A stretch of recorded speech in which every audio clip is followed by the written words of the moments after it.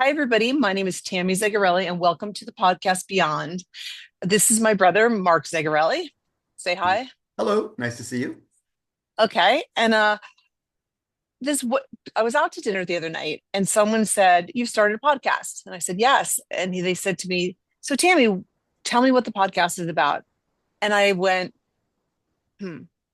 How do you sum up what we're doing here in this podcast Beyond?" And I thought that would be a great way to start the podcast because you know I would scroll by people that don't explain a little bit about it in the beginning. Sure, makes sense. So we're a brother and sister team. This is how I would start to explain it. We're a brother and sister team that are both from very long journeys and from many directions wound up being some form of a coach. I'm a life coach and you're an education coach, as well as many other things, an author of many books and a speaker, an educator, a Wear many tutor, hats, many hats. many hats. So, how would you describe the podcast Beyond? And then I'll give you my opinion. Sure. And I wanted to just presence that moment, that very common moment, especially when people are doing something that they really love, that's cool. And somebody asks them, "Oh, what is that thing that you're doing?" And then I call it the deer in the elevator moment because you're being asked by a person, "Oh, give me your elevator pitch. Give me 30 to 45 seconds of cool stuff you're doing." And you're a deer in the headlights, right? So deer in the elevator. Right, Right. right. It's hard to, and also it's sort of hard to sum up. Of course, as per usual, I'm cutting you off here, but the idea is that it's hard to sum up since we're brother and sister how we got to a place where podcasts are about conversations. And for us, this is a conversation that started when we were, I would say, 12 and 13, Yeah, I'd say and so has too. continued to where we evolved. And obviously, this podcast has to do with coaching from different directions. But you say a few words about what you think it is Right. about, and Well, I'll give my absolutely. Yeah. explanation. So, because we talked about it a little this week after your deer left the elevator, and we were trying to figure out. And it's a normal thing because you're like it's usually something that you're very passionate about and you're willing to put a lot of hours in. And then when somebody who is curious, baseline curious on a scale of 1 to 10, 3, right? Like, oh, Hmm. what's your and so something that you're a 10 or even 11 on curiosity, and then and so you're like, it's everything, it's nothing, and you get tongue-tied, right? So it's a normal. So Yeah. we we kind of cut it down to the first thing I think that's most important is we are brother and sister. Like we're a brother and sister. We've been having a conversation a long time, and it is interesting that we both, through our various paths, found our way to different forms of coaching. And coaching is about giving guidance. So I thought that guidance was a key word to describe what we do because we're both in our professional lives asked to give guidance. And Right. right. And when I think of guidance, I was thinking about the difference between podcasts that give advice and podcasts that we would describe as guidance. I think that if I had to sum up my coaching career, it would have been starting out by giving people advice and narrowing it down and narrowing it down and narrowing it down to the idea of moving from advice to guidance, from giving people guidance to teaching people about something that I would call their inner guidance. Like the idea that, like, for me, coaching is about making people less dependent on you rather than more dependent on you. So if you teach people how to find guidance within themselves or find a safe way to live, not just on the crazy planet we live on, but within a greater universe. Right. So, how do you put that into one sentence? And with teaching, what wouldn't when I think about the way that you teach, you're teaching, specialized right now in math, but you have other subjects that you teach.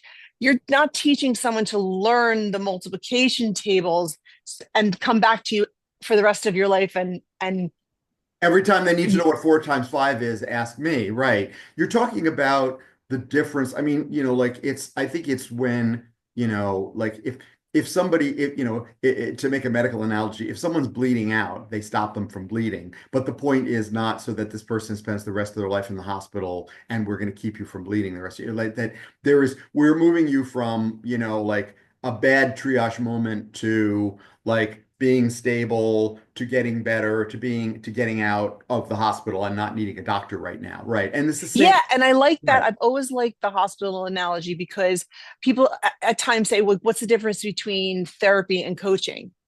And there's many differences and many similarities, but it is the idea that when you come into a hospital, you're sort of coming into triage, right? Like, you've got something going on. And therapy sort of goes in and goes back inside of, pulls that apart and gets you to heal trauma. Where life coaching now for me is really about teaching people who are come out of triage. They're not in a terrible situation anymore. Maybe their life has they have they're kind of always addressing problems and figuring how to trying to figure out how to make great decisions in their lives. And that there's a space where we get out of triage, we sort of heal our traumas and we're feeling better about ourselves. But how do we go from being dependent on something externally, whether it be, you know, a therapist, a life coach, the A books that teacher we for that read, matter. Right. Exactly.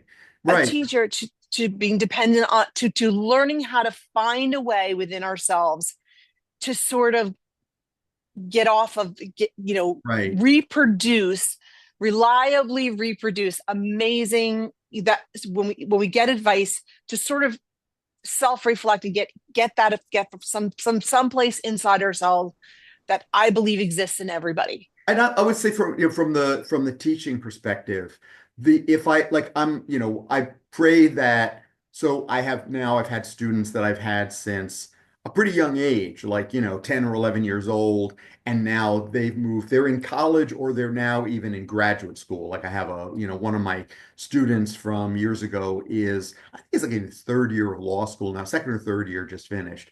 And it's like what I hope that we moved from is from things like the multiplication tables, which is very, cut and dry sort of thing.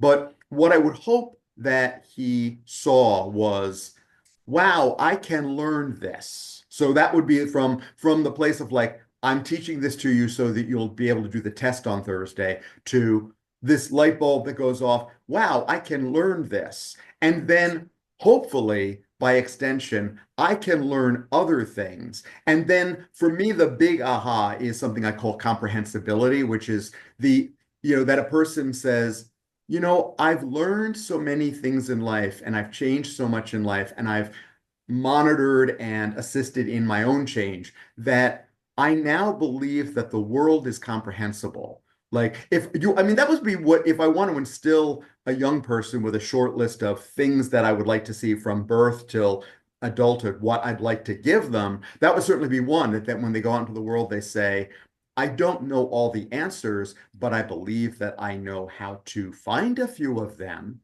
Yeah, I want people to be, I that's the ticket for me. It's, I say to my clients a lot, and I guess this dates me. Someone out there help me find a better word for the booby prize. Like We're behind going door to number totally one, put it in the comments below. Booby prize, the uh, the last, the whatever, coming in last in the contest, right? So we need a word right. for that. Okay. Yeah. Yes, Okay. yes. Like Put it in comments. being happy in life is is a great thing. But in some senses, it's, you know, door number one is, being happy. Door number two is being completely confused. And door number three is knowing how to be happy. So it seems like there would be, being happy and being unhappy. But that's not that's, the third, door number three, behind door number three is when I'm unhappy, how do I get back to happiness? How do I get back to the world is a safe place and I want to be here. That's what, for me, life coaching is about: getting people to be able to, when they don't have resources, when they can't go to their best friend, their mother, their therapist, their coach, how do they move through the world with something that they are already carrying with them that they may not be aware of? I call it inner guidance. And I'm going to reference that to some people say, like, well, I don't know, how do I know if I have an inner guidance? Okay, so we're gonna go over this on the podcast a lot. But if I say to you, do you have an inner critic, which is Right. the flip Everybody side of has. that Right. equation? Yes. Every person in the room says, yeah, I got an inner critic. Nobody questions the inner critic. But when I say, like, are you consulting your inner guidance? They're like, what do you mean by that? Yeah. And that's a lot of times where coaching starts. And down the road, we may get into things like, well, the world is a really unsafe place. Basically, do you feel like the world is a safe place to live in?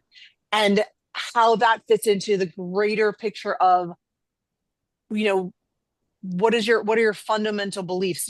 One of my coaching fundamental beliefs is that love is more powerful than fear. Inner guidance is inside everybody, and also inner critic is inside. There's voices in your head, a Right. lot more voices than just those two. And let me But throw something in that, good. like, something as you spoke, something occurred to me that hadn't occurred to me before, which is when you say to someone, "Do you have an inner critic?" Now, I think we can reliably say that if you say that to a garden variety person, they're going to say like, "Oh yeah, I got one of those." Oh And, yeah, but if you think about it, that's got to be huge progress from a certain number of years ago, like let's say 60, 70, 80, 90 years ago. Let's go back a decent amount. Those words now have gotten, like, your inner saboteur, your inner critic, your, whatever you want to call it. And the fact that so many people can now identify that means that they can distinguish themselves from it. In other words, it's like, oh yeah, it's that part of me that's screaming at me. And if you can tease apart those it two is. things, It's that's screaming huge at progress you. already, right? Yes, it's huge progress. But that's sort of where we leveled off and said, okay, we a lot of times I was taught to sort of manage my relationship, and I'm sort of like, it's a pull. This is just, arbitrarily named inner critic, inner guidance. There's no reason why I'm looking this way or that way for it. I'm trying to help people to understand the distinction that yes, we now know, like, what, and let me give a little description of my version of what the inner critic is. My version of the inner critic is sort of the accumulation of a collective consciousness, the news, the what's going on in the world, the bully on the playground, the time that your mother, sister, brother was mean to you when you were a kid, the super traumatic things that happened, the divorce you went through, all of these events that we roll over and what happens is that these things start, like, you're right, there's been we're sort of aware of this now, but many times it's sort of like stuck to us. And through great people out there, we've learned to sort of pull that away and say, this is my trauma, this isn't me. And we want to keep it that way. And then but it sort of stops there. Like, let's go back and revisit your trauma and sort of un, untangle that. But I'm saying, let's go. The name of the podcast is Beyond.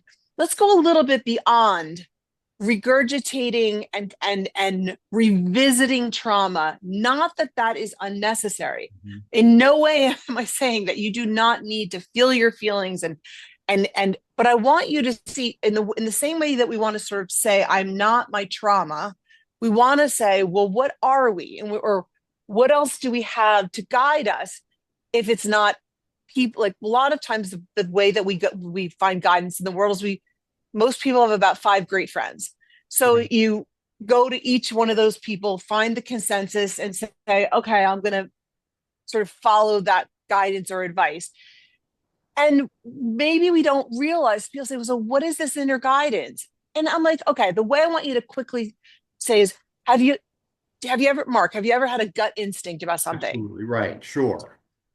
Just a really like a feeling like I have this job in front of me and this job in front of me, and my guts are saying to do this job. And have you Right. ever gone against that? Oh, Have you ever gone absolutely have. against? I know exactly when I did that, and I was like, I made the wrong choice of a school to go to after I graduated college, and I was miserable there. And I think that I would have been really happy at the other place. Right. So you're something inside of you. Everybody's had that little feeling of inner guidance. And we all know the experience of ignoring it. Right. How'd that work out for you? And my thing is, has been in the 10 years that I've been coaching, is can we develop the relationship with our inner guidance and sort of strengthen that muscle the way we would if we went to a gym. You don't go to the So, gym on the yeah. first day And what I would and say, say, yeah, exactly. What I was as you speak, what I would also say is another.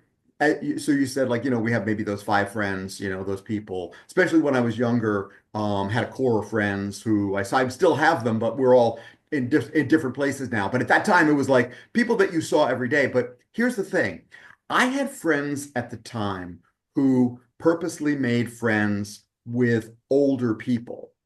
And then I did not. I had friends who were all my contemporaries. And the problem with that is that everybody's seeing kind of life from the same perspective. Not exactly or not, but the mistakes that I at 23 was prone to make were a lot of the same mistakes that a person at 23 next to me, even with a very different life, was going to make. So we all had a certain amount of myopia. And you were talking about so like supposing your friends are coming to you and they're giving you mediocre advice. Like, how do you say, wow, I know you love me, but I think you're wrong on this one. I'm going to go a different way. Where does that it's come? all at that age, it's almost impossible to do. I mean, it Right. can happen. And It helps if you have a we friend who's 10 years older because you can bounce. Like I know people at the time who had a partner who was 5 years old or 10 years old. So like we're getting out of school, trying to figure out the world, and then there's someone who is established in a job, also we're definitely brother and sister because we didn't even go to the thought of, you know, some people have great parents. Well, there's that. Yes, that would be Like helpful. we sort of had, you know, parents that weren't on Yeah, top of we being great discussed that. Like parents. that was like the irony that we both ended up in positions of guidance. And I think it was the irony, but of course it makes sense because we both experienced a sort of a guidance vacuum. I don't Yeah, think I that love that. yeah, I mean, I think that, if I could encapsulate it, it's like my dad was good in a certain realm of like, I mean, he was a stand-up guy who got up for work every day. And that was a really good thing for a boy to see his father getting up every day, putting on a suit, going to work, coming home like that. It's a good, you just get by osmosis. It's like, oh, that's what it called being a responsible man looks like. And that was Right. helpful for me. Um, you know, But also like that's one of my favorite words in the English language is osmosis. yeah, Is and what the opposite of that for me has been that I wanted to create language right. for we're moving into a new phase. No matter where you are in the world, you can see that the world is changing very quickly. I mean, our I remember life before the internet. I remember life before answering machines, for God's sakes, and look it up, kids, like answering machines. It's like voicemail with a machine that you press. So before cell phones. So no one in this is going to say that life isn't moving quickly. And language has to evolve quickly as well, because the way that we do learn most everything in life is through osmosis, just by the people that we spend our time with. So if you don't have great mentors, or if you do have great mentors, that you get dependent on. Oh, I can always call mom, which wasn't the case for us. I can always call dad, which wasn't the case for us. Both of our parents died very young. Um, it, it, but that is still, that's, it's a great thing to have, will teach you, probably give you a great North Star in your life of what to do, just learning through osmosis, being around those people. And the old saying of like, look at the five people you spend the most time with, because in 5 years, you're going to be exactly like them. Some of these sayings are true, but at a certain point, there's going to be a moment when you are faced with something and you have to make a decision on your own, or the advice that you get from the people around you just is not feeling. I'm trying to get away from words like right and wrong. Mhm. I'm saying on or off. It's just feeling off. Something feels off about the great advice. Someone is saying, you should go out with that guy, Tammy. You should go out with him because he's such a nice guy. And then I think to myself, and I have done that before, gone out with that great guy. And 3 months in, Mhm.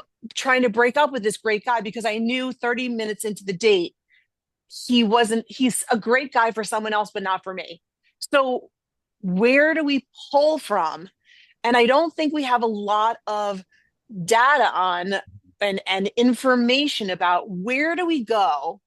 How do we move through these decisions in life, pulling from something that doesn't come from either the dependence on great advice from the outside, great guidance from the outside, and who's teaching, if not, us, and hopefully people that other people, to go inside and sort of on purpose start what I my your inner guidance is the equivalent in a car to your navigational system, Right. Yeah. because I'm such a fan of, like, I mean, the spiritual path of, like, Esther Hicks, like, move towards things that feel good, like lean into things that feel like relief. Like, these are all great things, but how do you turn on the car? How do you turn on the car? And the short answer is you're facing you're always listening and talking to your inner critic. We're having a constant battle over here with our inner critic, and we're being bombarded all the time. So most of our attention is here, and a little gut instinct to come up, we don't even.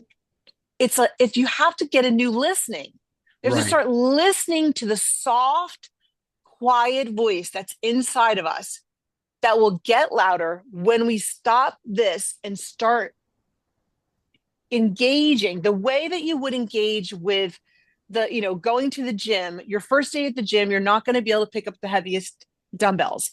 But if you keep going to the gym, if you keep turning towards and listening for and to your inner guidance, and for the people that say, I don't have an inner guidance, I'm saying test the theory. It's like it's there somewhere. You've had some moment.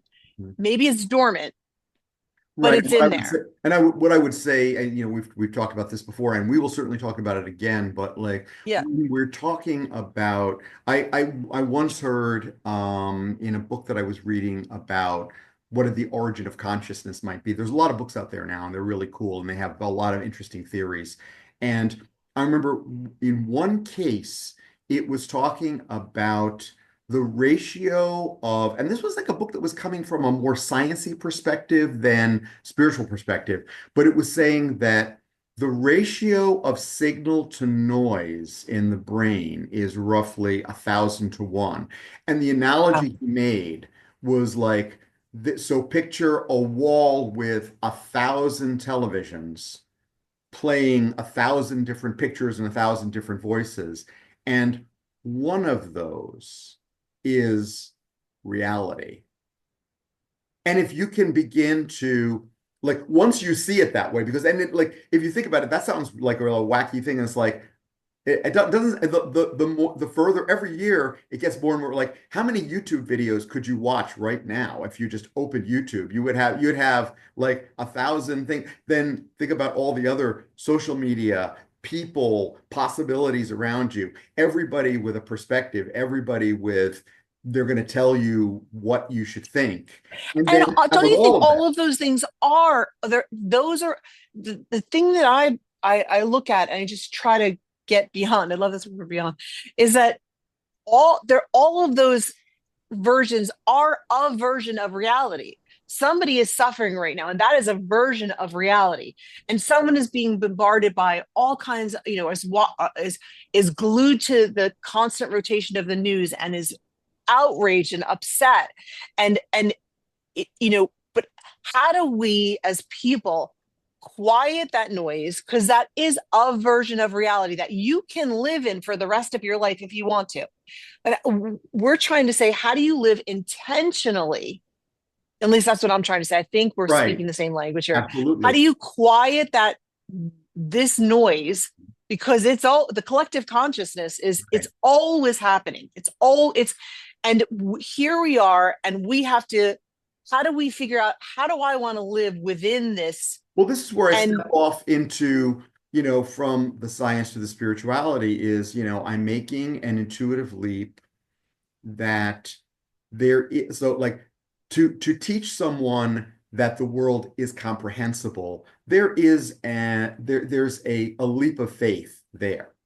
I've had yes, enough experiences that that is what I want to teach my students. In other words, what I don't want to stand for as a teacher is like nothing makes any sense and any idea is good as any, then why am I being paid to be a teacher? Like, two plus two is five is just as good as two plus two is four. So there's a faith that the world is comprehensible, and that is a faith that there is guidance. And what I'm saying is the idea that of all those things, what would be my guidance right now? What would be, and like I said, that's a leap of faith. That is a step into spirituality. But I believe that with all the noise coming at us, that if you can get better at quieting the noise, half of it is getting present so that some of the noise drops away. But there's a point to getting present and a point that the noise drops away. And that is right, and that there's a pearl somewhere in this oyster, right? That's right. right. And I think that part of what this conversation is that we're trying to have here is, for me, it's we're starting the conversation beyond the point where we're talking. There's going to be a group of people that are going to say, well, like, I don't, like, this is definitely not a religious podcast, Mhm. but it's between, you know we're sort of science meets spirituality. We're at a certain point you get beyond saying to yourself, is there anything greater than Right. what I'm seeing in front of me? This podcast starts, the reason we start beyond that question, like And with would you say that, like, I think I said, like, I don't believe I said this in any of our podcasts, Jess, yet. Um, so I was going to say, like, to encapsulate, I was going to say it's spirituality 102. And here's what I mean by this. Okay. okay, Second semester, right? Like, when I was very skeptical when I was much younger, I think I mentioned, I like, I have a friend, David, who wanted to instill something like faith in me. He was trying to say something along the lines of, the universe is a loving place. And I was coming from a perspective, I don't see that, I don't believe that, I don't trust that, dot, dot, dot. Okay, right. So that was me at spirituality 100, like at zero. right, Okay, okay.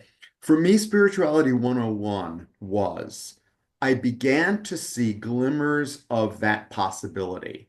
And so spirituality 101 for me was that what I heard the universe sort of offer was, so Mark, you're a pretty fair guy. Tell you what, why don't we look at this? Why don't you try it out, see what it is, see if it holds water. The idea that if you were to put one foot in the door of faith, see what that's like. Okay, so I did that for a period of time and my life got better. So things started to improve when you have like a grounding in the universe is love. Now, cut to a certain number of years later, where I'd been doing that for a while. My life had gotten better. And then the message came through. So, Mark, here's the thing. At a certain point, one foot in the door and one foot out, it really isn't going to cut it. The analogy that sort of I got was like, you might date someone for a while and say, like, I'm not really sure. I'm getting to know them. I'm trying to find out, are they the right person for me? But a certain number of years down the line, if you don't simply take your foot out of the skeptical place and put it in the door and say, I'm with you. I love you. I trust you. Let's try this. Let's do this. We don't Right. know, but at a certain point, anyone eventually is going to leave you if you're just sort of like if you spend all the time just saying, "I know you say you love me, but I'm still not sure." And that Yeah, was it's like enough is enough of that. Like enough. there's a Enough certain is enough, right? The universe is like and you're not going to get any further by that, right? And that's right. what And we all, we kind of came from it at different angles. You right. started out more of a skeptic Yeah, and wound up to in a sort of a place of faith. Sort of started out like, doesn't everybody believe that this universe is kind of a great place? And then I crashed and burned in a lot of ways in my life and had to get back to it. So I didn't sort of evolve to I sort of, you know, crash landing onto this planet and sort of said, like, doesn't everybody see that love is the most important thing in the world? And then through a series of life, if unless you know how to um tap into that on a regular basis, on a drumbeat basis, like which yeah, is, we're going to get into in a second, you know, how do you keep your life that's on track from literally just, I'm standing on a ledge and crash and burn when things start to go sideways? yeah, What do you do? Because life for you sort of went more, like more of a, like what we would call in math, a positive slope. It was sort of sure. like a little bit up, a little bit this, a little bit this. And for me, I sort of started out like, wow, the world, very naive and the world is a great place. And through a series of events was like, how did I get in this cold, Parabolic dark room? decline and then come back, right? Yeah, Yeah, like just continue the where did the mathematics. light go? Where did the light go? And at a certain point, going through therapy and going through getting help and all that, but then again, it was not reproducible. It was always like, I go to this great therapist and she gives me great ideas, and I go home and I'm like, now what do I do in the moment of? So in my coaching, I think that we all sort of pursue what we need in our life. I mean, I was an artist for a long time. You're an artist in every possible form. Sing. We were both sang in bands, and I was a painter for a long time. But life coaching is because I was looking for, how is happiness reproducible? And I thought, we teach what we want to learn. Right. So, Yes. and I would listen, and it would seem like it would always start a little bit ahead of where I was. Like, I was unhappy for a long period of time, and people would say, just like, well, just feel better and then everything will get better. And my old joke is like, when you're broke, how do you become a millionaire? Start with $1 million, and with that $1 million, parlay that $1 million into $10 million. And I'm like, how do you make the first $1 million? How do Right. you, when your life has crashed and burned in the way that mine did, very rapidly and from so many different directions, and people just say, well, just start feeling better and that will attract feeling better. And I'm like, there is a gap here from unhappiness, a sort of an invisible bridge that people seem to be walking across to feel better so that they can feel better, because Yeah. feeling better does attract more of feeling better. I love Esther Hicks, the law of attraction. Right. It All, does. Joe Dispenza, people are talking about how we attract things to ourselves. I believe that. I am not a person that needs to be convinced. But the point is that I'm on the other side of this. Here's the Grand Canyon. You need to be on this side of the Grand Canyon to start attracting things from feeling good. And I'm on this side. So what's the method? Is there a method? And so before we get any further, let me give you what I started to develop, because it's very helpful. Sure. Please. Esther Hicks especially would say, you attract what you think about and what you feel, sort of like as you get in alignment. And those words were like Peanuts' parents, from the, wah, wah, wah, wah, wah, wah, wah, feel better. Wah, wah, wah, wah, wah, feel better. How? And so instead of asking people that I'm coaching to feel better when they are like, I would love to feel better, to start attracting feeling much better, I say when sort of things are put in front of you, a poo poo platter of decisions is in front of you. You can go externally to someone else and get answers and sort of look at them, and and but that's not reliable. I want something I can do when I'm alone in the dark room by myself. So I ask myself, as I'm trying to make a decision, two, three, or four decisions on the plate, does something feel slightly better? Right. Does it feel slightly worse, or do I not know? Right. And the reason I use this method is because we're trying to, you know, the difference between attracting what we want in our life and attracting what we don't want in our life is simply the change of a direction. We're faced towards things we don't want and asking questions that can never have a good answer. Like, what's wrong with me? Like, what's my part in this? All things that were very important in therapy for me started to just attract more of things that I didn't want. And if I just simply change direction and start asking, does something feel slightly better? Like we have debated before, is there a neutral zone? Right. Like where I'm where totally you're on board with what you say. Like it's everything is either slightly better, slightly worse, or I don't know. Like right. there is no neutral. Like even if it's just like, do I want to eat these three potato chips? It's like, I mean, the answer is either those three potato chips are fine, go ahead and have them, or it's those three potato chips are the first step in a slippery slope, don't have them. But And there's no neutral. There really isn't. really, and there was someone on the internet, I'm sure he's very famous because a lot of people are quoting him right now. I thought to myself, we're really on the same page. He said, Everything in life comes down to it's a hell yes or a hell no." And and I'm saying, people are saying, well, some things are just neutral, and I'm saying it's not that they're neutral. It's that sometimes we simply haven't gotten to a hell yes or a hell no, like a slightly better or slightly worse.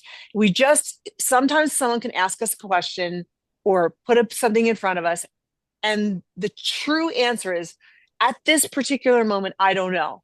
We've had that, used car salesman moment, like, you need to buy the car now, Right. I don't know. I need to talk to my husband, or I don't know. I need to, you know, think about it. I need to look at my bank account. Well, you're going to lose the offer. And you taught me this early on in life. If When they someone say is that, yeah. pressuring you, if it's between like buy now or lose the deal's off the table Deals off. until Right. I know if something feels slightly better. Because anytime something feels slightly better, we just like turn in direction. What are we doing? It's splitting hairs. It's that minuscule little thing until we know something feels, and that could be 20 minutes from now or 20 years from now. Sometimes we just don't have the answer, but that's not exactly neutral. It's we're just not caught up to what we really feel. And as we start to develop that asking that question many times in a day, does something feel slightly better, slightly worse, or I don't know, which is a go-to, is the act of walking across this Right. invisible bridge. Don't look Right. down, guys. And just so we can't attract things that make us feel better until we can identify something that feels slightly better. And what I love about this, and you tell me because you work with little kids, is that this is an understandable concept. If you get down and like when your kid is upset and say, does this feel slightly better, slightly worse? All I have never talked to a kid who can't identify that.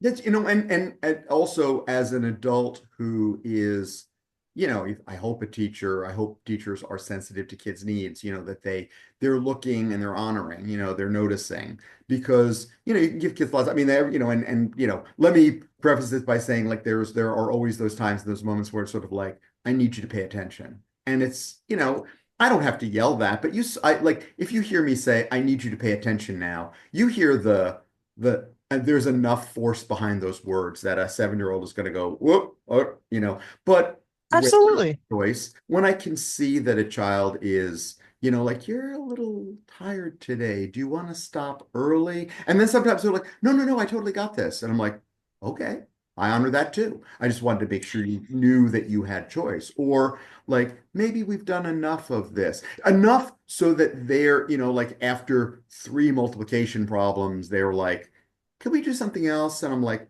yeah, we could do something else. So that there's what I'm hoping to do with a student is instill in them this balance between I need not to be doing this. Do I have choice? Can I go somewhere else? And enough grit. Usually it's, because you don't want to have a class B short attention span theater, which it can be.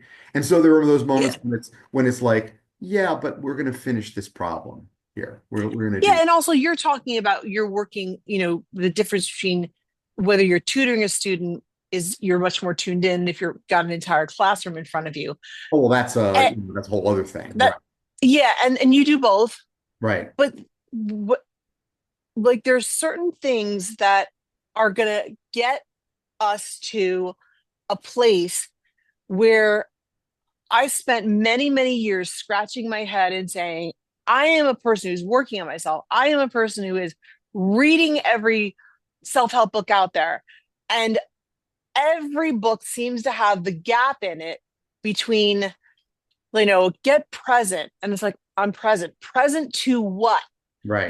That is like, and all the books that are written, all get you to these wonderful places. Right. And there's this place of where I'm almost pulling my hair out of Well, my that's it. head Can I saying, can I say yeah, like jump what in. you yeah, so here's what I'm thinking as you say that is like there is so there is a natural how do I put this? Okay.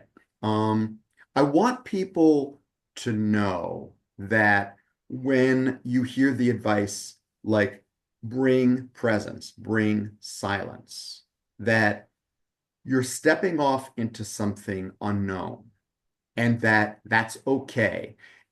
But that there is something beyond that. Now, Buddha, Okay, so I need hold that thought for a okay, I second will, because yeah. so I'm going to on the idea Mhm. because for me for so long when people have said to me who just get present the for so long I was like get present to what? That's the thing. And the thing for me is like get present to the idea of like many people are like get empty yourself out and I don't think that that's a realistic way to teach someone to heal It may not be, because can I throw in, can I, like, what I wanted to throw in there was, here's what I would say to that, okay? So the analogy I give is you're walking through, picture Rome, okay? A beautiful city, okay? Amazing place, okay? I love it. I've been there, love it. Okay, love it. Right, exactly. I like Florence better. So let's say Florence. Okay, we're in Florence, where every place you put your eyes is just there's more beauty than the last place. Okay. So you're walking through Florence, but you're walking through Florence with a tour guide. Okay. Now, at first, the tour guide is very helpful, pointing out this and pointing out that, helping you to see things that you didn't see. Okay. But after a while, the tour guide won't shut up. Okay. And you're now walking through Florence with a tour guide who just blah, blah, blah, blah, blah, blah, blah, blah, blah. And it's beginning to interfere with your simple experience of Florence. And so, what I would say is, we're talking about ego, we're talking about the voice in the head that won't shut up, inner critic. And so, that is the moment when people, like when I have an answer to that question, when people say, get present to what? You're like, or why do you want me to silence? If I silence things, like there won't be anything. And it's like, no, what you're silencing is a blabby tour guide that won't shut up. And what you will find when you get there is Florence, all the beauty. How does that sound? Okay, and it's that's what I'm saying. This is where what I'm saying encapsulates that. So what if someone said to me, get pre- get present, you're like, in some ways, you're like, quiet the inner critic, the ego, the collective consciousness that's always yelling at you. And I would do that.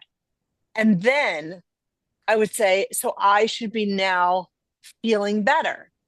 And that was not the case. This is Correct. part one, Correct. very important.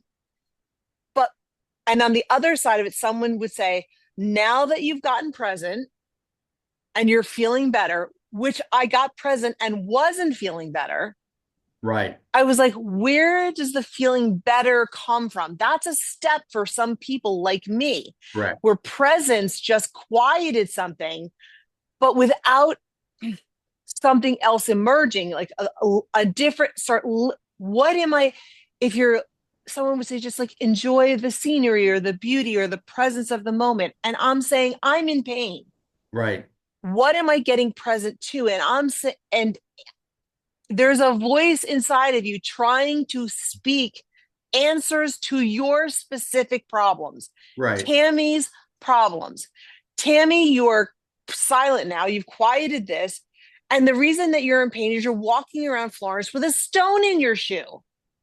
And like the metaphor is like the stone in their shoe is the bad marriage that you're in. Like you're staying so busy and involved with this voice over here that the bigger picture that silence creates, very, I'm not putting down people with saying get present to, oh, it's, I'm not in just some general pain that I can't, that comes from nowhere.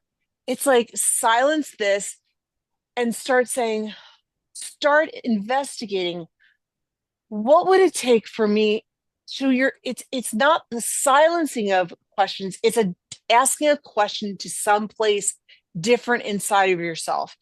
Most times people say, I'm in pain and everything's so busy because I'm interacting with the world out there that's awful. And it's like, wait a minute, this is your personal pain. Yeah. So like, it's not coming from nowhere. If you get quiet, the step that starts to get you across the bridge is to be present to what, maybe something is actually off in my life.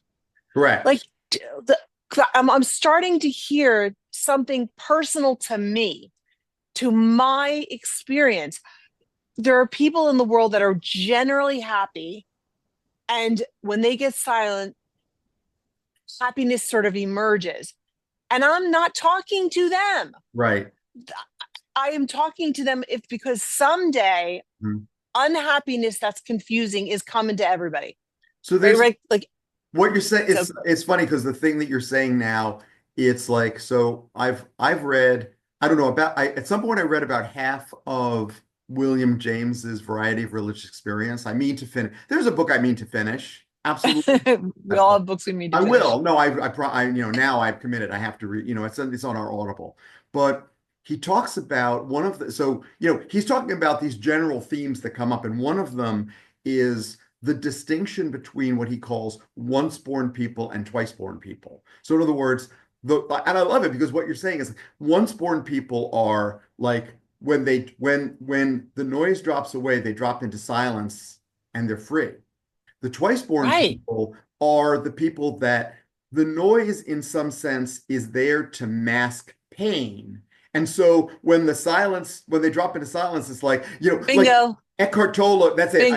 Eckhart Tolle will say, like, do you see that you have no problems in this moment? And it's like, that's true for once born people. For twice born people, it's like, when I come into this moment, I experience great pain in this moment. And that's Right. twice born, right? Yeah, That's my experience. And so many, and we have been on different sides of this fence. You have had a much more general road to happiness. Like you get silent and you get silent to, you're talking about like, look at the beauty of look at nature. the And I'm beauty of sitting in Florence, and nature you're like, right, yeah, you're and I'm like, I've got a it's stone in my shoe, Florence and I'm right? still in pain. Like, what are you talking about? And, and then I started to say, is there something, I mean, between what's coming at me, which is general pain of the world at large. And I also have made like 50 bad decisions in a row that are personal to me. And I have to, as you unravel those things, which can happen in therapy, but will definitely happen if you start asking yourself, you know, like I'm sitting here and I'm silent and I'm getting peaceful, and I still have the decision between, do I take this job Right. or this job? Right. And I can't logic my way through it. I Right. can't silence my way through it. I have to open up a conversation with a new voice inside of me, which has never, no one ever said to me, this voice exists inside of you. It was beginning to be awakened when a friend said to me when I was in my 20s, trust yourself. And I'm like, trust what? And she was like, well, that voice inside of you that sort of gives you the answer to things. I'm like, what voice inside of you that gives you the answers? And all, the years go on, and I started saying, is there a voice inside of me that gives me the answers?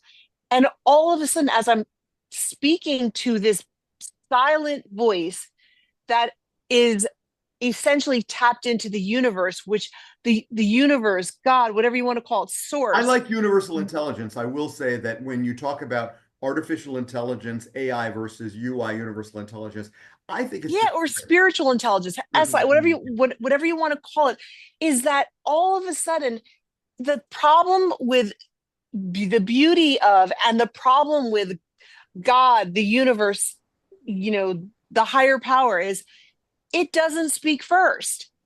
God, the universe, spiritual intelligence, your higher power respects you and loves you so much that it will let you hurt yourself, but to not disrespect your choices.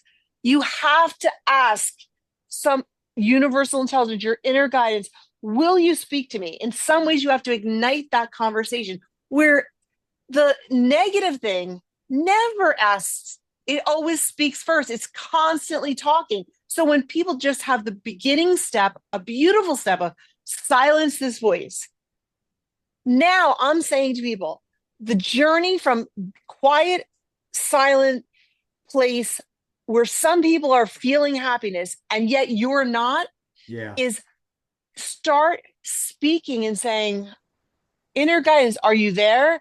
Yes, I'm here. It will answer, but it will not interrupt your life. It will give you clues. It will try to throw things in your path. But the idea is, when you are being respected by God, the universe, universal intelligence, it will let you stew in your own juices until you yourself are ready to say, So the cool thing, okay, the cool thing I I'm need help. seeing here, the cool thing that I'm seeing here is like I think that everybody has some combination of once born, twice born. Okay, so but Absolutely. let's say that, whatever things in your life are sort of once born problems, there's like those are the things that are going to be solved pretty easily, right? Those are the things going to be solved with like, well, have you ever thought of doing this? And like, whatever, like is weight loss really a problem? Well, have you ever thought of just not buying ice cream? Oh, that worked. Great. I just lost 10 pounds. Okay, well, that was a once born problem, right? Like Oh, in your yeah. life. In someone else's life, that's a like I've been working at this for 20 years and I can't lose weight. So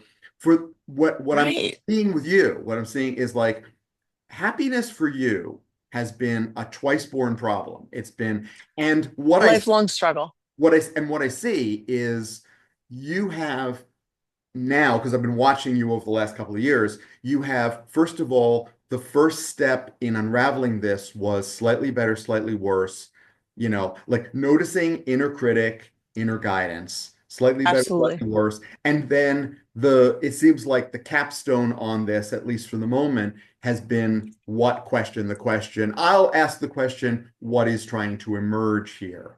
As like a question to engage my higher power, my inner Right. guidance, Spiritual intelligence, spiritual universal intelligence, intelligence, God. Holy And Spirit, that, like by many names, many, many names. right. And again, we are not a religious podcast, but this has got a spiritual bent to it, Right. and we're not debating that. We're not, the idea for me is at a certain point, learning how to make decisions by using slightly better, slightly worse, or I don't know, navigated me really, really well through from sort of mid-range of happiness. I got to like the middle of, again, picture the Grand Canyon, an invisible bridge that you have to sort of walk on and believe the Right. next step is coming. So then when we start engaging our inner guidance, we sort of get that feeling of like, I kind of know how to get through life. I'm attracting things that are making me happier. But now something goes absolutely sideways, or my new phrase I love, pear-shaped in your life. Something really goes wrong. And in my old practice, which came from, like bad habits can come from great places.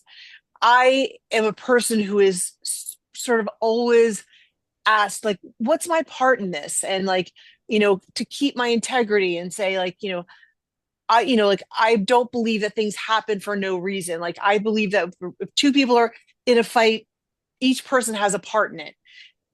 But you can be overly engaged in questions that no longer serve you. Yes. Like what did I like when like I constantly think of like which way am I facing when I'm so the second part of the equation is slightly better, slightly worse, or I don't know, gets you along you start saying, I'm starting to feel happiness. I'm starting to make better decisions.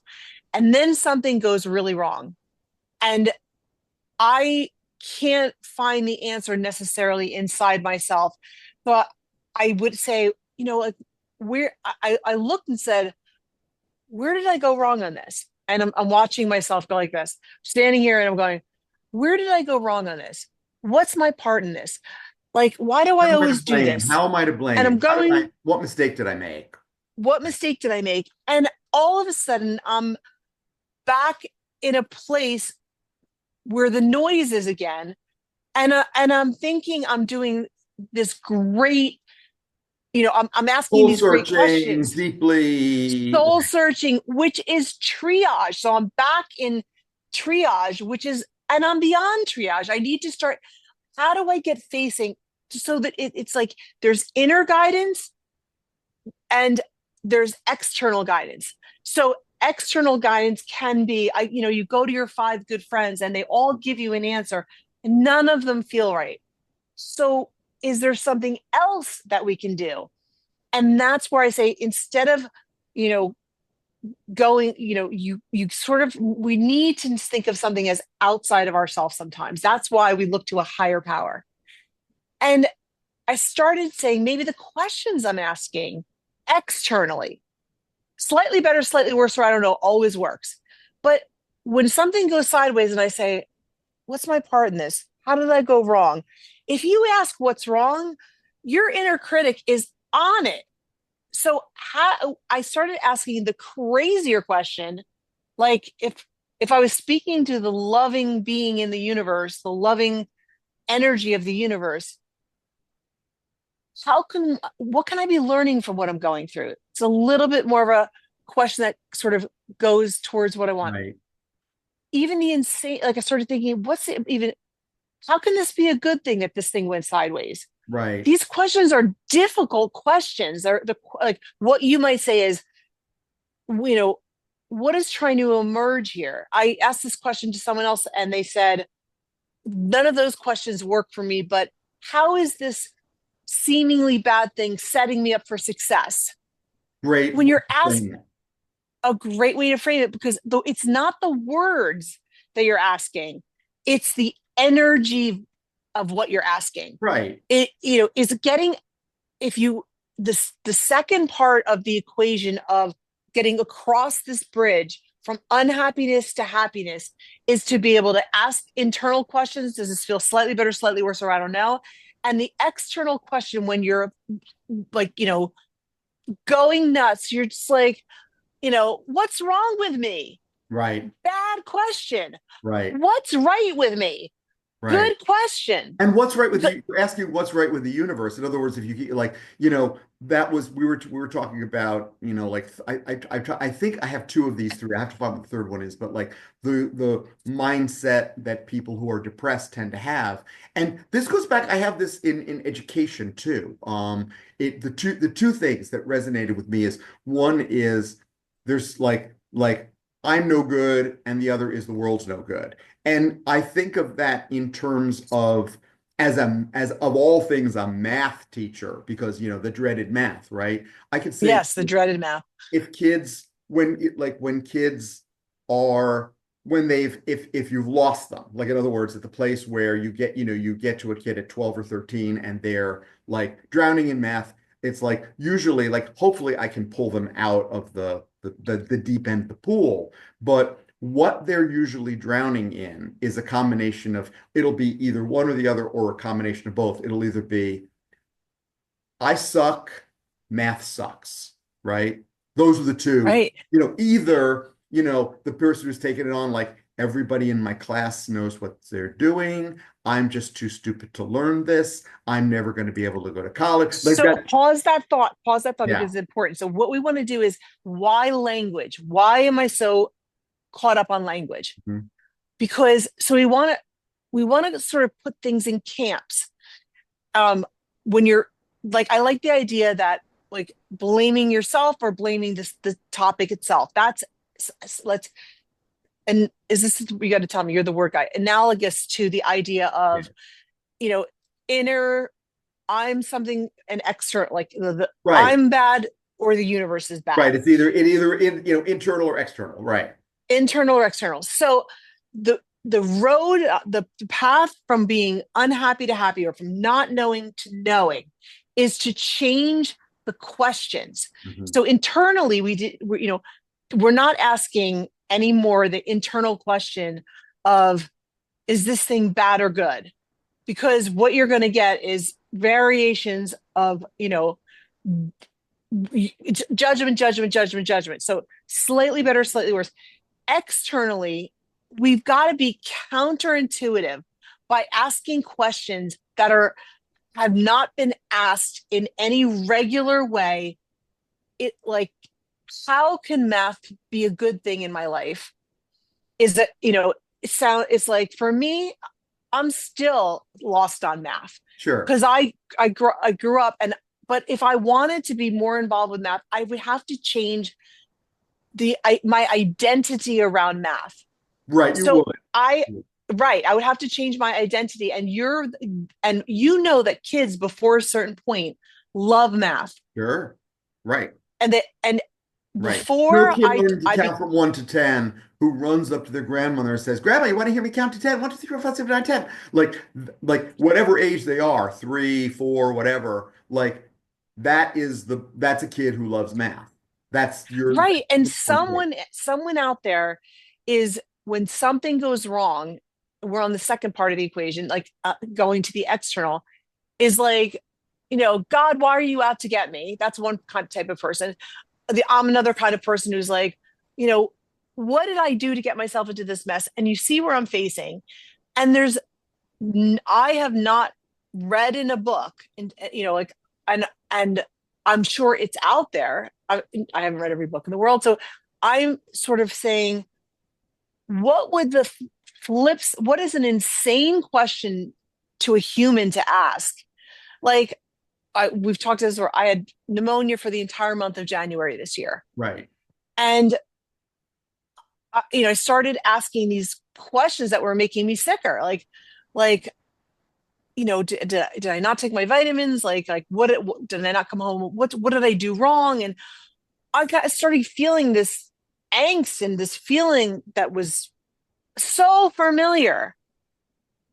And I said, we talk, I have all these sayings, like, so what's the opposite of flipping that pancake? The opposite question, start doing the counterintuitive thing and saying to the universe, how could it be a good thing that I had pneumonia for the whole month of January? Or someone gets, I mean, I used to get sick on, you know, when had a big meeting on Monday at work, and I would be, that weekend I'd be sick the whole weekend. You're like, things are happening. You're connected to the things that are happening. Things are happening for not just a reason, but things are happening. My new saying is things are happening for a good reason. Right. So if I if I was sick for the month of January, did anything emerge from that was valuable? Yes. And when I simply activated my connection to the universe and asked a question that it can answer, because love can only answer with love, Yes. love and fear. Fear, what did I do wrong? Fear Oh, is and, going to and jump right you'll get, in. don't worry, you'll get an answer. Don't worry. There's Right. right, eminently many That, reasons why why how you screwed up, and here's how. and here's how, and it is so willing to talk and talk because it's not asking you permission to talk to you, but the universe itself respects you. So if you ask a question that is a love-based question counterintuitively, okay, just test the theory. How could this be a good thing that I had pneumonia for the month of January? And for me, in under 2 or 3 days, I started realizing there was a list um, almost miles long. Right. I needed a break. I wasn't going to take for myself. I needed to reconnect with people that I hadn't been speaking to. I needed to, I mean, all of these answers emerged, and I was like, I asked a silly question sort of out of like exasperation. And then I got these loving answers. A cogent, like sensible, loving response. Right. And so my thing is that if you can if you can stumble upon happiness, or can you in a way where happiness is something that when you start saying things are going things are going sideways, I am not going to ask the comfortable question, where did I go wrong here? Mhm. Because I'm going to get the same old answers. We've got to change the language, change our language. When I have two decisions in front of me, it's automatic that I say which of these things feels slightly better.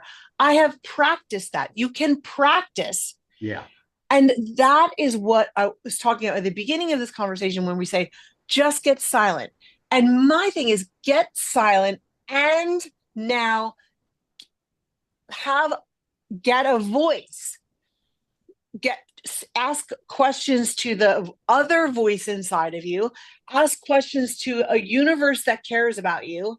Right. So it's a silencing of one thing, but that's not the entirety of the answer. Silence with no new question is is a more peaceful place to be, but it's not necessarily a happier place to be. It's just a more, I mean, rather than listening to the screaming noise out there, it's somewhat happier, but reproducible happiness So is you what could say I am looking at. an analogy you could make is there's a difference between leaving a partner who yells and screams and berates you, right? And Exactly. then, okay, so certainly better alone than with that person. But Right. can you move beyond that to a loving partner who cherishes you, respects you, right? And Bingo, those are Ringo. two very different things. Like That there's a skill set that involved in analogy is perfect. leaving behind the negative. And then there's a skill set Right. in being alone. And then there's a skill set in attracting and maintaining and nurturing, Reproducing, like, reproducing. Right. right. The idea is that I thought the absence for a long time, I thought the absence of bad things was happiness until I got rid of everything and everyone in my life that I labeled bad. And what I realized was the absence of bad things can give a sense of relief, and we should always be moving towards relief, and that's a good thing, but it isn't joy. Joy is having wonderful things in our life that we can reproduce, that we can continuously engage with, because we know what they are. We know how to find them when we're lost, when we're back in the dark, we're walking down the road and we're down in that pit that Right. everybody's got a version of their pit, like, oh, like, you know, there's a bill I can't pay, or there's something that they downsized at my job and now I'm without work. Things are going to happen. And so if we have a method ahead of time, when something goes off track, we, if you have no skills or practices, and a beginning practice is to get silent. It's a wonderful practice, but it's to me, it's the first step. Right. So in other It's words, not having end lost a step. job for whatever reason, having like they've downsized your job. So like step one, I always told you you would never keep that job. You're just too stupid. Yeah, blah, blah, blah. Like it's like, "Ugh, okay, right. Silence. Step one, Silence that. silence. Right. Right. But then the active engagement of so what is in what is trying to emerge here, or like how is How this can setting this be me a up for good thing? success? How can this be a good thing? How can this, right? Whichever way you frame it, that to look at that, because initially, like the first thing that's going to happen is you're going to say, but it can't be a good thing. It's a terrible thing. And it's like, right, but what And if that's it normal. were? That's normal. That's normal. Right. But like, but you're Have your moment. that's it. It's like I'm not ready for that. It's like I just lost my job at 4:59 today, and now it's 6:03, and I just got home. Like I need to I need to cry in my soup. I need to punch a hole Absolutely. in the wall. I need to yell and scream. I need to Whatever your thing is, you you know got to live through that. You got to yeah, do it that. is it's normal We're not normal trying to human, right? stifle your emotions, but after the meltdown, for me, it Right. was a meltdown. The how of The how to transform that is Right, right. because my initial thing when something like that would happen would be have your meltdown and then immediately start beating myself up. What did I do wrong? Could I have done something different? Like, what was my And notice part in this? beating yourself up in the bed, like with the, because there's a distinction.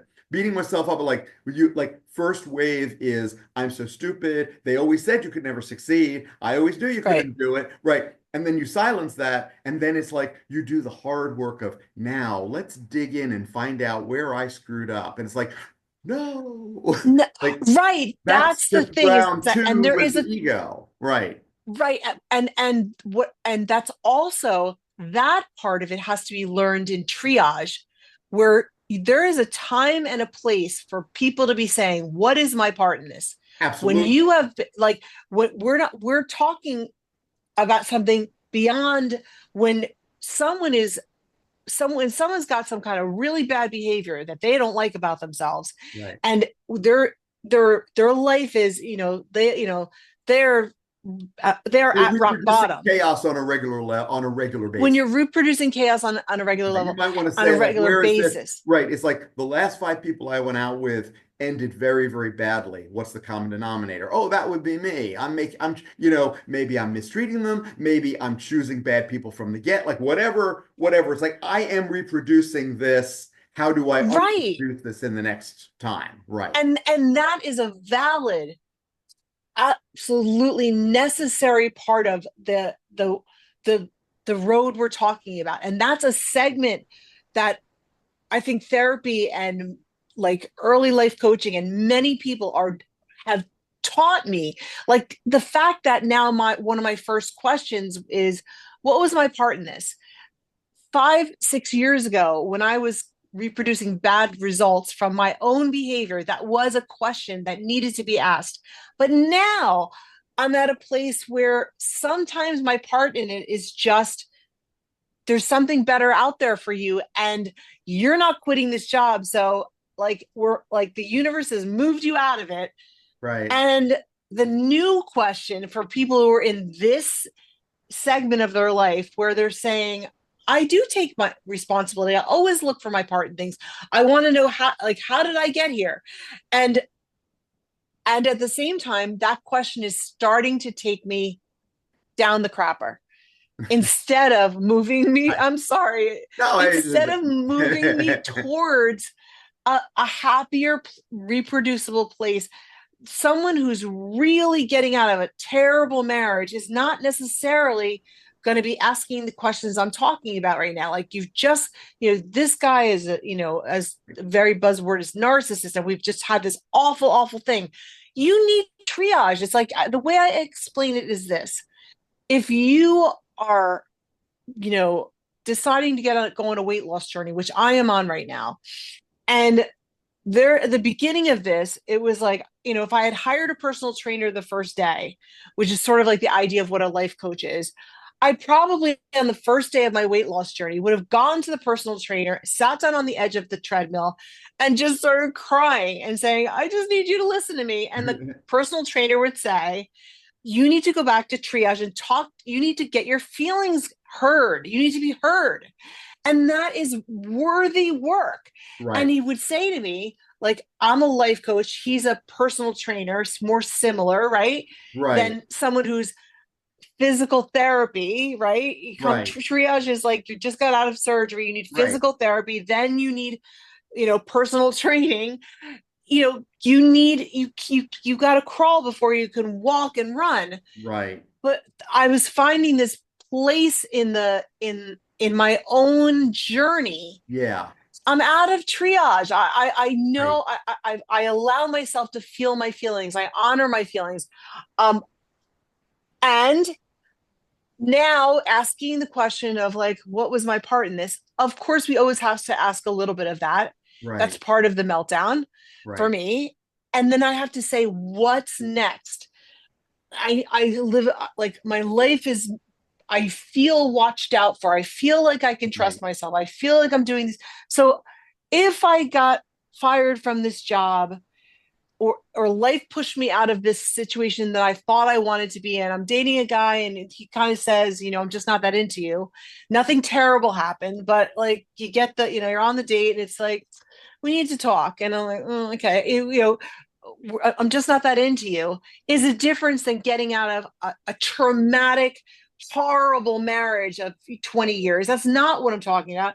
right. And I go home and I'm crying because I really like this guy, and and I could start saying like, what did I do wrong? I didn't do anything wrong. We're just not. He's just not that into me. So okay, universe, how can this be a good thing? And that's an important thing to say. I'm facing this direction. I'm willing to see something good here. But most people do this. You know, how can this be a good thing? Like, it can't be a good thing. They, Right. but if it was a good thing, but it's not a good thing. Right. So whichever, and I say to people when I sort of see them fighting for their limitations, Yes. well, I'm sure that there's a good thing. What is it? But but I'm like, stop, end the Right. question. Yes. And wherever you like, if you're opening the universe up to give you answers, opening yourself up to the universe for answers, open it up and leave it with a question mark. You are not supposed to be doing the universe's job. It's giving you answers. Right. But you if you open and close the door, you're spinning in circles. Right. It's like the way that I say it is it's like you have to create a space. So there's this is an act of faith. It's like you're creating a space and then there's the discomfort of wow, I've just created an open, in other words, like asking a question like, well, how can this be a good thing? Like three things can happen. Like you create a space, either you immediately close it down again. Well, that's like what Absolutely. you're saying, or like how could this be a good thing, and then you try to prematurely fill it with well it could be this or it could be this or it could be this, like that's what many times very well-meaning friends try to do when they try to give you advice. They're just moving right from you're saying like I'm just trying to see what's happening here, like well maybe you should try this and maybe you should try that, and it's like no, like you've opened a space. It is uncomfortable. It is empty. The vacuum is not like nature does not like a vacuum, right? So, but you're just simply allowing the space to be. You're not immediately shutting it down and running away from it. You're also not compulsively filling it with stuff. And if you Absolutely. wait long enough, I think I've described it as like if you learn to ride waves like body surfing, it's like you're waiting for that moment where it's like you're just resisting a little bit, and then all of a sudden you feel it's that moment. But if you go with the wave as it arrives, you're not going to ride. But it's like you resist just a little bit, and and it's uncomfortable, and then you go, Yes. and suddenly you take off. And there's that uncomfortable waiting, because it's like you can't go too soon, you can't wait too long, but you get a feel for it.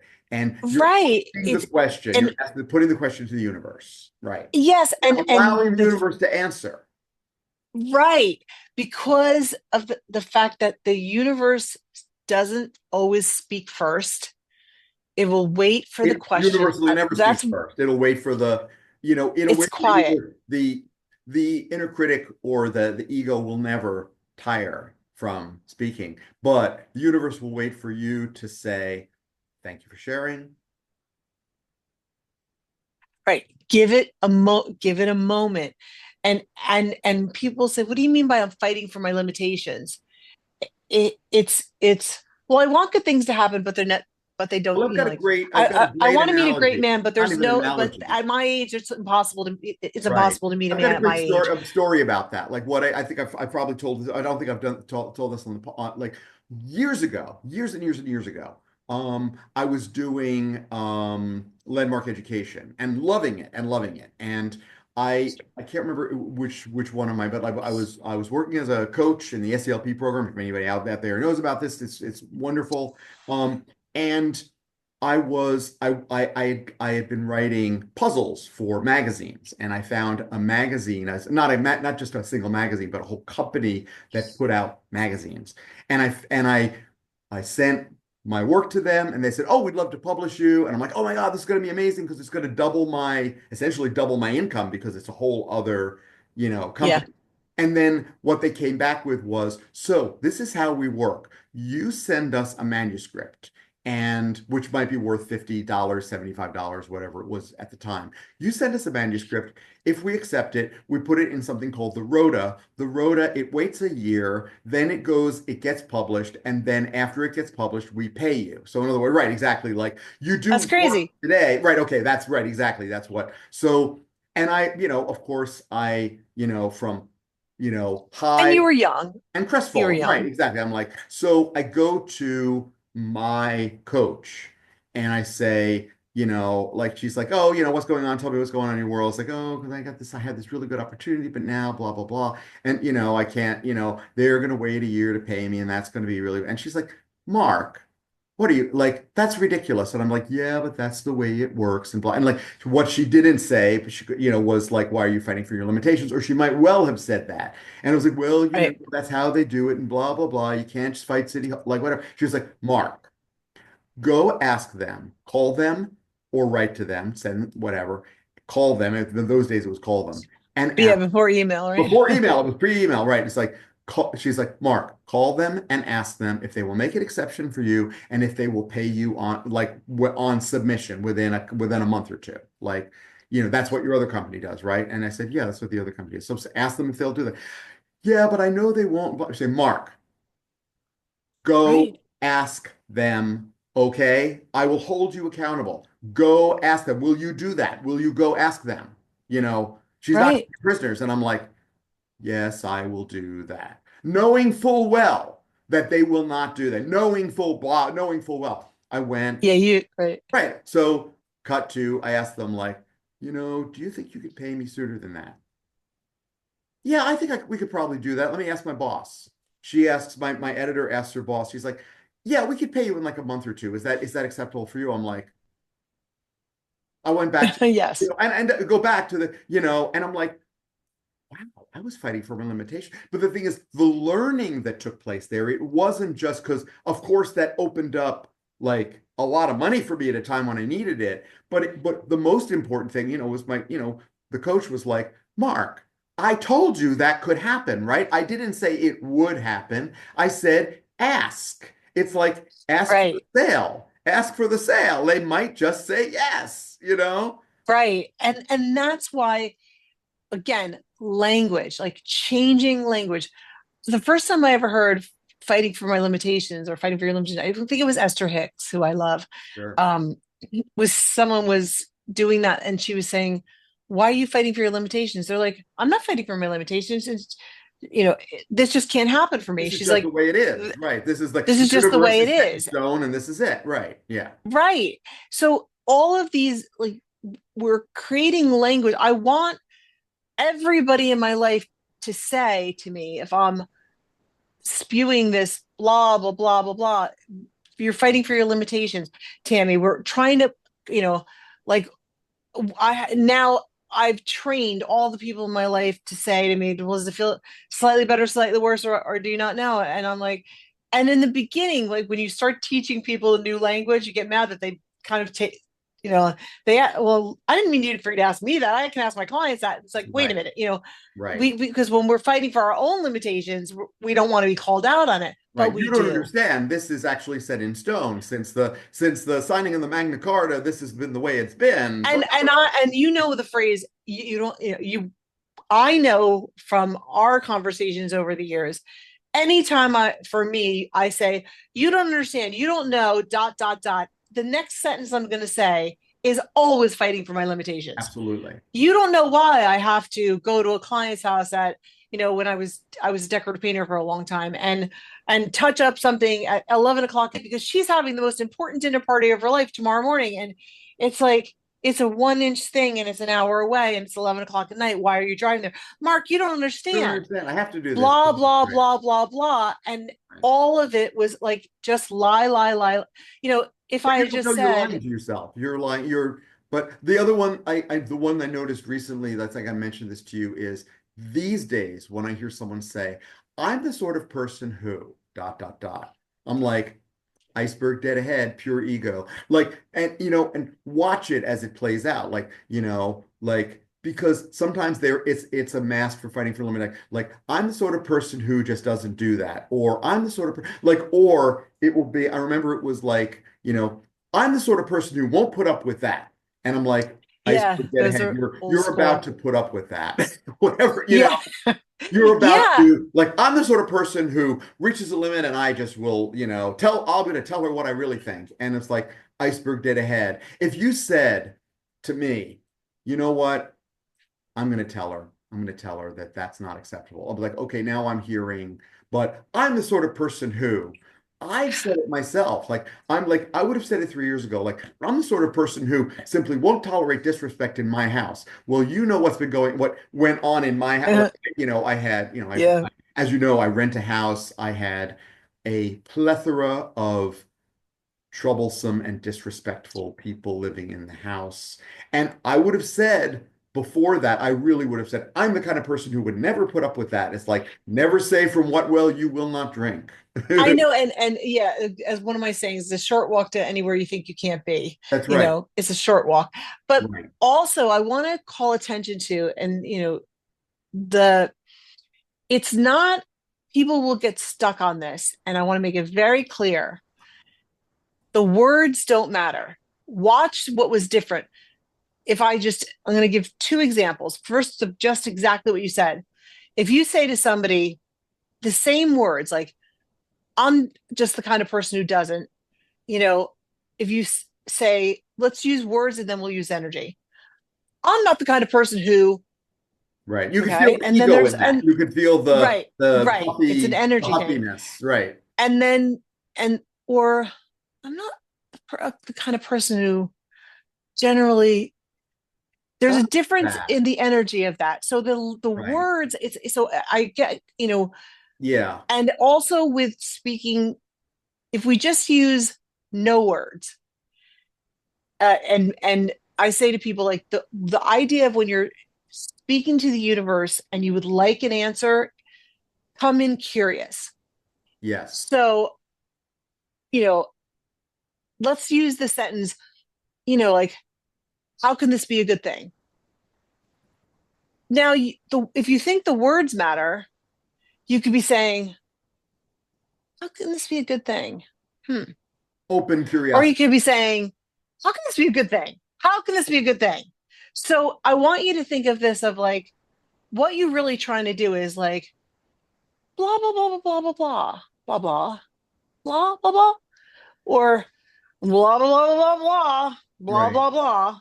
Right. This is like The you're words don't matter. It's the energy behind the words. the Right. energy. Like when people say, like, I don't know what you're talking about with energy. It's like if someone comes at you and says, you know, we need to talk, Yeah.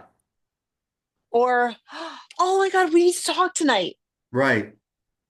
Don't tell me you don't know which conversation you want to have You want to have first. it, which one you don't. Yes. Right. Right. So when people say, like, I don't understand all this energy stuff, it's like, you absolutely understand energy. When I don't, I'm not buying that people are like, I don't get this energy thing. No, no, It's no, like no. when a world of negativity is coming at you or a world of positivity, we get energy all of a sudden I when it's had, happening to us. it's funny. I had like so I'm here in Thailand, as you know, and Oh, probably yes.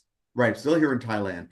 And I've been looking, like, I'm here now for long enough that I'm really looking to fill up my, a little bit of my world with some friends, right? So I really feel very grateful because I met someone today who's really, like, this is the second person I met in the convenience store. Like, it's sort of like, he laughed You because in that convenience store, you're well, always no, that what's people. funny is these two people that I met in separate, both the convenience store, they both live in the same hotel. And I was saying, without even thinking about it, I was saying to this new person, like, oh, I gotta introduce you guys because you live in the same hotel. I met him over at the Tops Daily, and he's like, he just broke it. He's like, you meet everyone at the Tops Daily. That's the name of the place. But so I've been going on apps to try to find like I was like people in the area who just want to do stuff, right? So I'm like Sure. I'm like someone like their tagline was like looking for a friend. I'm like, oh, that's cool. Okay, so like this is the energy, like looking for a friend. Okay, great. So I don't know you and you live around here. It's like sort of like, oh, you should hang, whatever. So first thing I get back, I said, oh, not like literally, we're at the place where it's like I wrote the words, nice to meet you. This is on the app. And he's like, oh, well, we haven't met yet. And I'm like, and I said, well, we're meeting on the app. And he's like, okay. And then he said, I have a profile picture that Aunt Chrissy took it. So that tells you, Okay. yeah, Aunt Chrissy. And so up at the top, like over the course of my life, I think it could be still my Facebook thing too, in which case it has the word aunt up top because she sent it to me. I never cropped it, right? And it's like Yeah. the word aunt up top. So I've been razzed about it once or twice, but like, this, so the next thing this person said was like, oh, what's aunt? And I said, oh yeah, my aunt took the picture. But it's like now there's like two, I was like two, like two little yellow balloons went by, two Yeah. yellow flags, Yeah. you know, Starting to like become a red flag. like not coming from like, oh, do you play chess? Would you like to meet at a cafe and have a game? Like, do you like to go to the beach? Would you like to, do you like, I went recently to a Buddha, there's a Buddhist temple walking distance here, walked Oh, around the cool. grounds with this dude, I was like having fun, whatever. So like, it's like, then the next thing was, oh, so you don't know how to crop your own photo. And I'm just like, Like, like, I'm just like, yeah. I'm not doing it. And like you would like, but what's weird about this is like from this person's perspective, it's like, yeah, nobody's friendly. Everybody doesn't want to be friendly. You're walking around. It's like you mentioned Peanuts a little while ago. Remember Pigpen, who's like would be Yeah. walking around in a cloud of dust, and it's sort of like Yes. if you're Pigpen, the world is dark and dusty. Like, wow, I'm looking out at the world and it's dark and dusty, and it's like everyone else is like, yeah, you gotta take a bath someday, kid. And but No, that that's the distinction. You think like, all these people, everyone you meet is everyone around this place is unfriendly. Yeah, Phuket, Thailand is a very unfriendly place full of negative people. Actually not. It's sort of an island paradise where, the food's delicious, the people are really nice, and you can go to right. the beach every single day of your life, except once in a while when it rains. Like most And people and would that find that nice. and how we would sort of describe it in the context of what we're talking about is that guy is on the emotional journey of life is Right, sort of in a place where he would be needing to ask questions when things go sideways, sort of like, what's my part in this, and why do I keep recreating this? It's like if I look back at a stage in my life where I had 5 boyfriends in a row who were all really jerks, it's like, well, right, I'm the common denominator. I had to look at that and say, why do I keep attracting these kind of people? now I have so many nice people in my life. The question when something is a little off, we're going sort of beyond that place and Young. beyond, and Right. is beyond Right. into the place where you're having a good life, Hmm. but how do you have it on purpose, intentionally, in a repeatable fashion? Like, you know, so many of the sayings, like, creativity is on the other side of repetition. Happiness is on the other side of repetition. The Right. idea, like, if you're playing guitar, you practice scales for a long time before you start to riff on the Yeah. guitar. Right. Or your And riffs sound like a guy who doesn't play guitar. right. Yeah. And there, in this journey of life, on this journey of life, in this journey of life, it is, we're starting to hone, we're in my coaching and maybe in your life, there's this new spot that I think needs addressing. Yeah. And, maybe this could be a good way to sort of wrap up for today, Yeah. is like that we're we're going to go over it a number of times and come at it from a lot of different directions, and I hope give like you know sort of methods and a lot of metaphors about how to start have a different listening, which is not something people, a sentence people hear all the time. How do you have a different listening? If you're, well, when my head is going crazy, I'm so used to listening to the negative voice. Like, a different listening is, okay, using that method of sort of quieting that down, or turning in and saying, okay, a different language. Okay, so I'm gonna stop fighting for my limitations. I'm gonna flip that pancake. I mean, we'll get into that another time. Like, pivoting from things, and pulling from some of the amazing books and things that we've read. It, I thought, was watching something about addiction the other day, and I sent you a YouTube video of that guy that we love that wrote that book, Yeah. and he said, What the, is Hari, Johan Hari. yeah, he wrote a book, Well, Lost Connections, awesome and he book. said, Lost Connections was the book. He's written a few others. My favorite was Lost Connections. Yeah. yeah, I was watching a YouTube clip of him, and he said, like, the opposite of addiction isn't sobriety, it's connection. Like how to, and we're not getting into addiction at this moment, but there are all of these amazing ideas that we're sort of adding into that melting pot, this new way of being and speaking, and adding another piece to the puzzle on the journey, from really the journey in life, from unhappiness to happiness. It doesn't start at the beginning for everybody. Some people live, why is the midlife crisis so famous?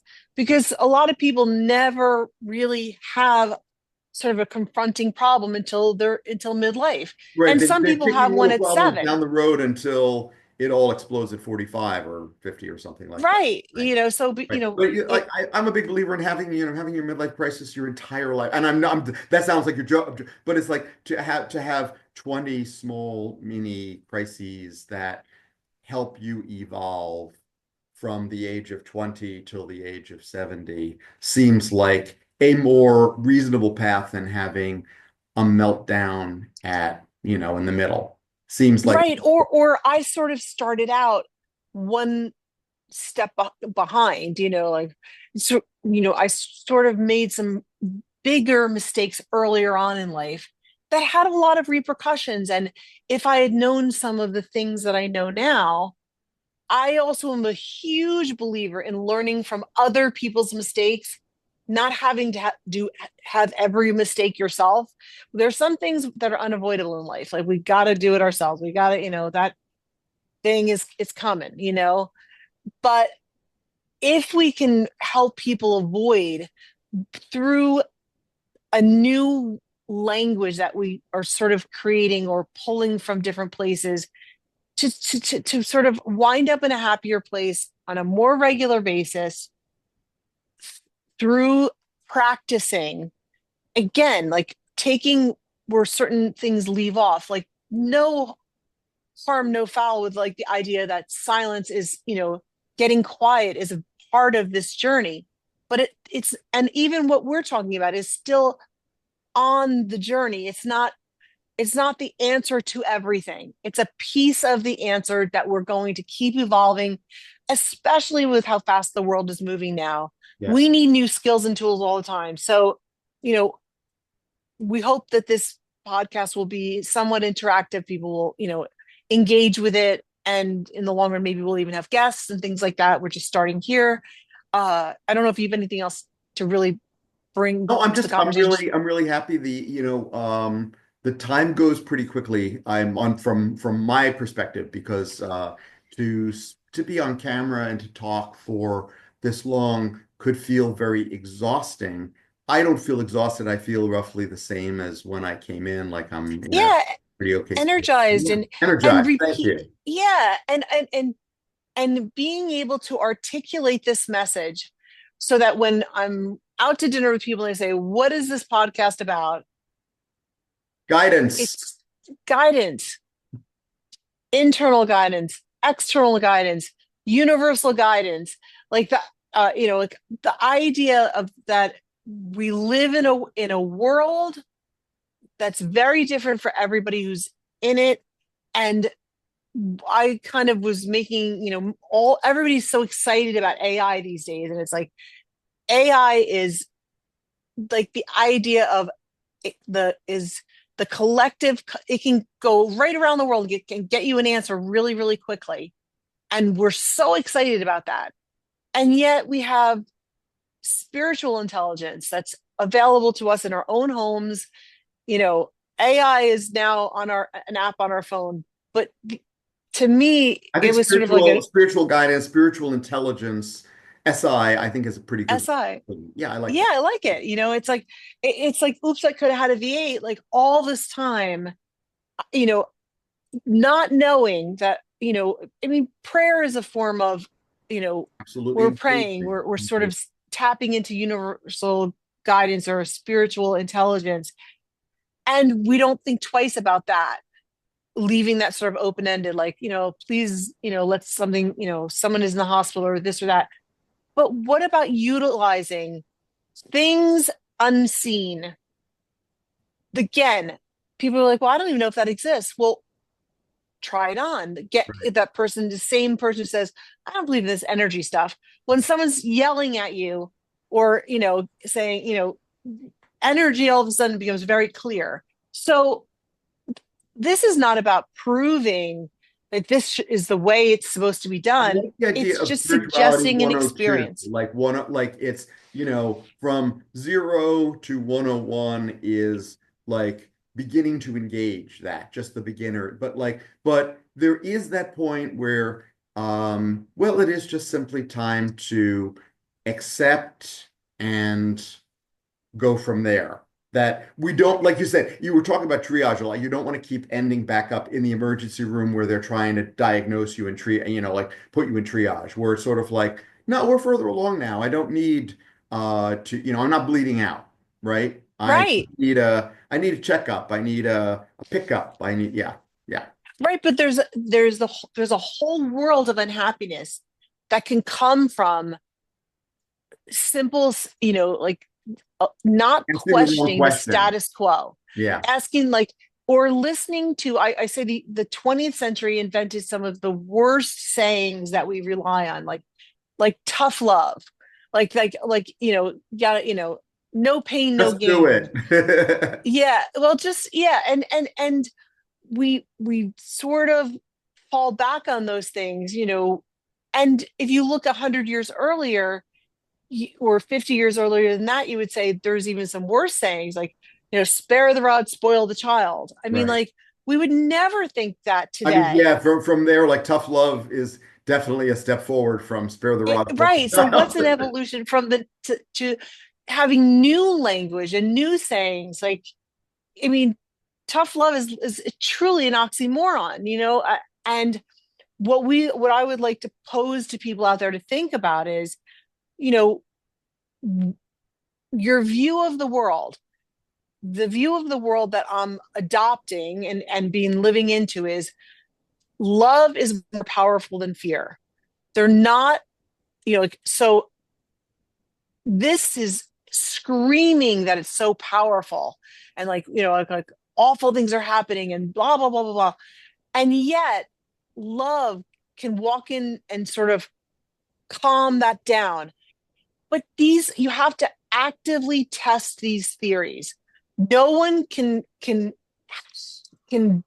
have a spiritual experience for you. Mhm. You have to experience, no one can live in your head and be happy for you. No one can eat your dinner for you to fill up your like like I had a, like I had a sandwich and I hope we're both full now. It's like, no, you've got to fill yourself up. Yes. This is your work to do. No, we can get around certain things, but other things can't be done. You can't breathe tomorrow's air today. So this is about trying on some of these things if they sound reasonable in your moment of need. If when you have two decisions or three decisions in front of you, try on. Does it feel slightly better? Slightly worse? And if I don't know what's the answer, put a pause on it until you do. That that might sound great. That really sounds great.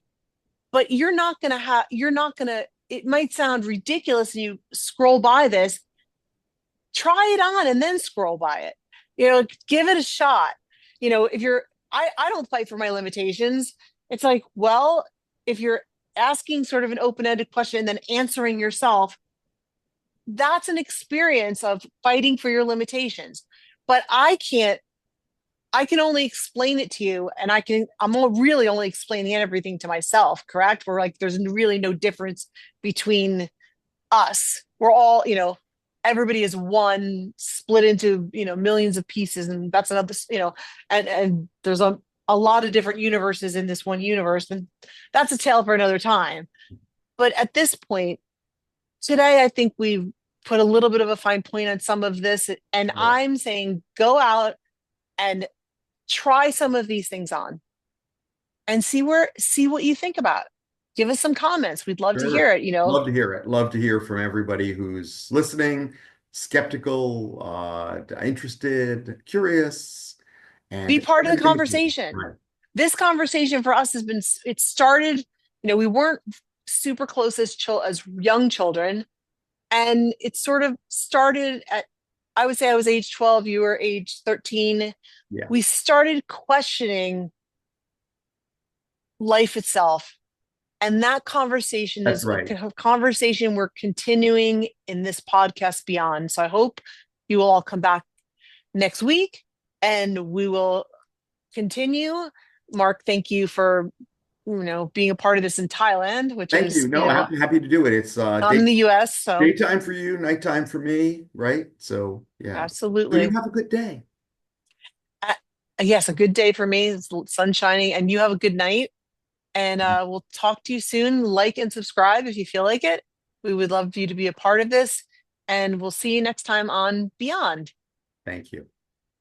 Bye now. Bye.